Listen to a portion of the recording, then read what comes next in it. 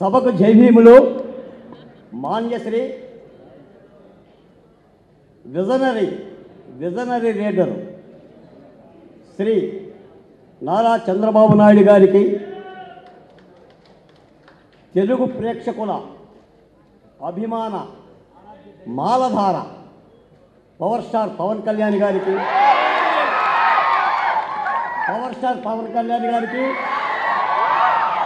వేదికను అలంకరించిన సిపిఐ రామకృష్ణ గారికి, నా పెద్దలు, నా సోదరులు రామకృష్ణ గారికి, విశాలాంధ్ర ఎడిటర్ రామారావు గారికి, నా స్నేహితులు 572 పేజీల ఈ బరువైన పుస్తకాన్ని ఆంధ్ర రాష్ట్ర ప్రజలకి అంకితం చేసి ఇంతమంది కలయికకి కారణమైన ఆలపాటి సురేష్ కుమార్ గారికి ధన్యవాదాలు.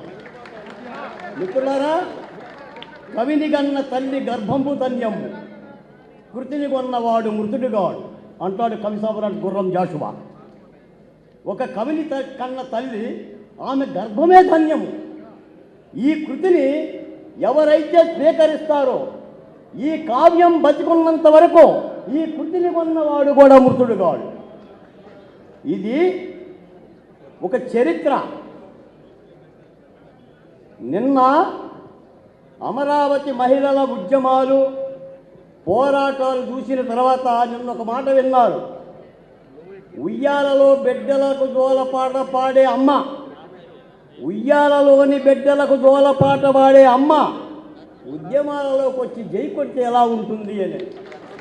ఎలా ఉంటుంది? ప్రళయం వస్తుంది. జగన్మోహన్ రెడ్డి గారు దిగిపోయేలాగా. ఈ రాష్ట్రంలో జగన్మోహన్ రెడ్డి గారికి ఎదురెత వీధులు ఎవరు? రాజధాని ఉద్యమ రైతు మహిళ. మిత్రులారా, మొత్తం విధ్వంసం. నేను సురేష్ గారిని అభినందిస్తున్నా. 2019 మే పదవీ స్వీకారం చేసిన దగ్గర నుంచి జగన్మోహన్ రెడ్డి గారు ఒక ప్రభుత్వ స్థలంలో ప్రభుత్వ సొమ్ముతో కుప్పగూల్చిన ప్రజావేదిక ఇప్పటికీ ఆ శకలాన్ని తొలగించలా. ఎందుకు తొలగించలా? దాని నిర్మాణం చేసిన చంద్రబాబు నాయుడు గారు వస్తూ పోతూ చూస్తూ ఉండాలని. ఇంత క్రూరత్వమా? ఈ రోజున ఆంధ్రప్రదేశ్లో 53 రోజులుగా చంద్రబాబు నాయుడు గారి జైలు జీవితంలో 72 అడుగుల ఎత్తున గోడల్లో బంధించాం, భద్రత ఉందని చెప్పని పొన్నవారు సుధాకర్ చెప్తే ఆంధ్ర రాష్ట్రం కళ్ళంట నీళ్లు పడింది. అన్ని టీవీ డిబేట్లలో బల్లలు పగిలిపోయాయి. బాలకోట కొట్టిన దెబ్బలకి నా అంబేద్కర్ రాసిన రాజ్యాంగం మళ్ళా విజనరీ లీడర్ని కాపాడుకొని మీ అందరి ముందుకు వచ్చింది. ఇంత విధ్వంసమా? నేను ఒక మాట చెప్తున్నా, నా సమయపాలన పాటిస్తా. మీరు దోచుకోండి, ఏమి దోచుకుంటారో జగన్మోహన్ రెడ్డి గారు దోచుకోండి. భూ ఖనిజాలను దోచుకోండి, భూముల్ని దోచుకోండి, ఆస్తుల్ని దోచుకోండి. కానీ మీరు చేసిన విధ్వంసం ఒకటి చెప్తున్నాను సురేష్ కుమార్ గారు, మనుషుల జీవితాలను విధ్వంసం చేశారు. నేను డాక్టర్ సుధాకర్ గారి యొక్క భార్య వల్లిక గారిని విశాఖపట్నంలో కలిస్తే ఆ తల్లి మనుషులు కలవటానికి భయపడిపోయింది. ఆ తల్లి ఈ ఆకుపచ్చని కండువా చూసి, ఇతగాడి పేరు బాలకోటయ్య, టీవీలలో నా భర్త గురించి మాట్లాడతానని ఒక అవకాశం ఇచ్చింది.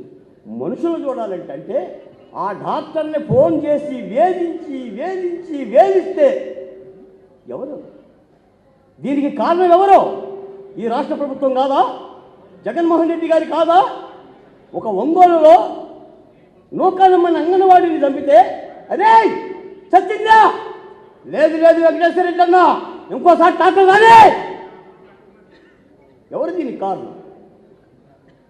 4 బిడ్డలతో అబ్దుల్ సలాం పాణ్యం రైలు పట్టాల మీద పట్టుకొని, నాన్న నేను చావను నాన్న, 12 ఏళ్ల కూతురు నేను వెళ్ళిపోతాను నాన్న అంటే పట్టుకొని, అమ్మ నువ్వు వెళ్ళిపోతే నీకు అన్నం ఎవరు పెడతారే, బడికవుడు పంపిస్తాడు, చదువుడు చెప్పిస్తాడు, చచ్చిపోవాలన్నా ప్రభుత్వం పరిపాలన ఎప్పుడు చూశారా మీరు? 16 మంది ముఖ్యమంత్రులు ఏలుబడిలో ఉమ్మడి ఆంధ్రప్రదేశ్ కానీ అవశేష ఆంధ్రప్రదేశ్ కానీ విధ్వంసం అంటే పుస్తక రచన చేసిన ముఖ్యమంత్రి పరిపాలన ఎప్పుడు చూశారా? ఇదిగో జగన్మోహన్ రెడ్డి గారి పరిపాలన. 5 ఏళ్లలో జగన్మోహన్ రెడ్డి గారు సాధించింది ఇది. నేను చెప్పటల్లా మద్యం ద్వారా 1,50,000 కోట్ల రూపాయలు విక్రయాలు చేశారని, ఇసుక అమ్మకాల ద్వారా ఏడాదికి 2,000 కోట్ల రూపాయలు అమ్మాడని నేను చెప్పడంలా.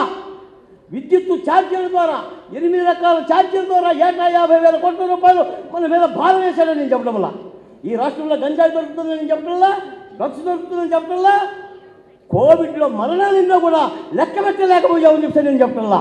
ఏం చెయ్యాలి రాష్ట్రం కాపాడాలంటే 28 రాష్ట్రాల ముందు నవ్వులు పాలయ్యి రాజధాని లేకుండా ఈ దేశం కల్పించే విధంగా ఒక్క మాటతో 34,348 ఎకరాలు ఇచ్చిన ఈ దివంగత తల్లులకు మనం ఇచ్చే పరిష్కారం ఏంటి? మళ్ళీ ఇప్పుడు 4వ రాజధాని అంట. ఎవడో తిక్కలోడికి తలంబరాలు పోస్తే పీటల మీద కూర్చొని ఏరుకొని తిన్నాడంట. వైవి సుబ్బారెడ్డి గారి పరిస్థితి అలా ఉంది. పాలిస్తున్నారా, చంపేస్తున్నారా? శ్రీకృష్ణార్జునులు మీ ముందున్నారు, శ్రీకృష్ణార్జునులు మీ ముందున్నారు. దగ్గరలో ఉంది, యుద్ధంలో మేము ఉంటాం, గెలిచి తీరాలి, ఆంధ్రుల పౌరుషాన్ని కాపాడుకోవాలి. ఏది పోగొట్టుకుందో రాష్ట్రం, మళ్ళీ ఇటువంటి పాలకుడు తెలుగు నేల మీద కనిపించకూడదు. నా తోటి మిత్రుడు సురేష్ కుమార్ గారికి, ఒక దళిత బహుజన కులాలకు చెందిన బాలకోటకి ఇంత అపూర్వమైన వేదిక మీద ఒక చిన్న అవకాశం కల్పించిన నా తోటి జర్నలిస్టుకి నేను సదా కృతజ్ఞతలు తెలియజేస్తున్నా. మాట్లాడాలి ప్రజలారా, నాయకులతో వాళ్ళు మాట్లాడాలి. నేను ఒక మాట చెప్తున్నా, రాముడంటే రావణాసుని చంపడమే కాదు, పాదం తోకితే రాతిగా మార్చినోడు రాముడు, శబరి ఇచ్చిన దూరపాలన తిన్నోడు రాముడు. కాబట్టి ధర్మపాలన. కృష్ణ భగవానుడు అంటే కుచేలుడు తెచ్చిన అటుకుల్ని అంతే ఆప్యాయంగా తిన్నవాడు. పాలకులకు ఆ ప్రేమ ఉండాలి, ప్రజల పట్ల ఆ నీతి ఉండాలి. అలాంటి యుద్ధం జరగాలి, గెలిచి తీరుతాం, ఈ రాష్ట్రాన్ని మార్చుకొని తీరుతాం.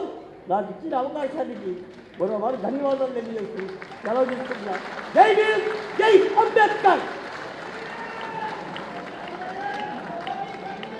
Thank you.